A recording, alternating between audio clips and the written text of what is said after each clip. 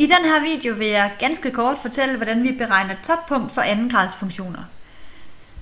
Vi har den generelle forskrift for andengradsfunktionen her, ax i anden plus bx plus c. Og formlen til at beregne toppunktet, den står her. Og vi husker, at toppunktet er et punkt, og derfor skal vi have to koordinater. Den første koordinat til toppunktet, den beregner vi ved at tage minus b divideret med 2a. Og y-koordinaten til toppunktet beregner vi ved at tage minus d, altså diskriminanten, og dividere det med 4a.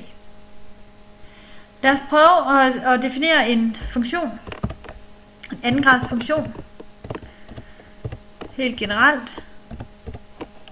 Vi skal huske gangetegnet her.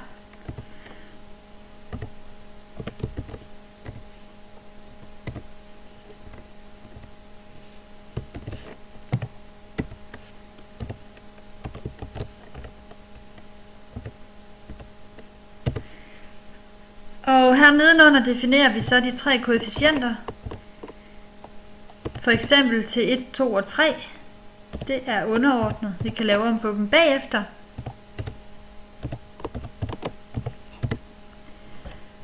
Og vi definerer så formlen for diskriminanten. Det er b i anden.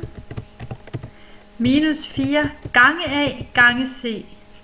Det skal I altså huske, det her med, at der skal gangetegn imellem. Ellers så tror Inspire, at vi bruger en ny variabel, der hedder ac. Og I kan se, at den beregner med det samme diskriminanten her. Og vi kan i øvrigt se, at diskriminanten er negativ, og det betyder jo altså, at vores andengradsfunktion ikke skærer x-aksen overhovedet. Lad os så prøve at definere x-værdien i toppunktet. Den kalder vi t_x.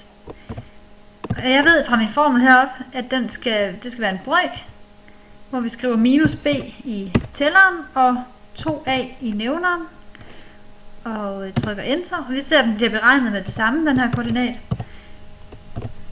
Og vi definerer også y-koordinaten, og det var minus d over 4a. Og den bliver også beregnet. Og så kunne jeg godt tænke mig, at Inspire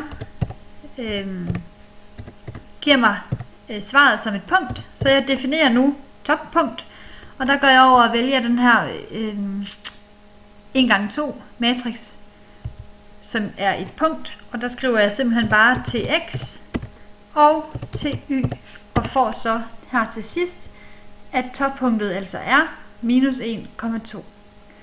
Lad os prøve at dele skærmen op i to, så vi kan prøve at få Inspire til at tegne den her graf. Vi vælger grafer, og vi har jo defineret f af x herovre, så jeg kan bare tillade mig at skrive f af x i funktionslinjen. Og den kommer frem her lige så fint. Og hvis jeg går over i værktøjskassen og vælger undersøge grafer, så kan jeg faktisk også aflæse toppunktet. Og vi kan se, at det er et minimum, vi er på jagt efter. Og så bliver jeg bedt om hernede at angive en nedre grænse. Det er fordi, at Inspire gerne vil vide, hvor vi skal lede. Så jeg angiver den her værdi med et klik til at være den nedre grænse, og så bevæger jeg mig forbi minimum og klikker igen. Og jeg får så at vide, at toppunktet er minus 1,2.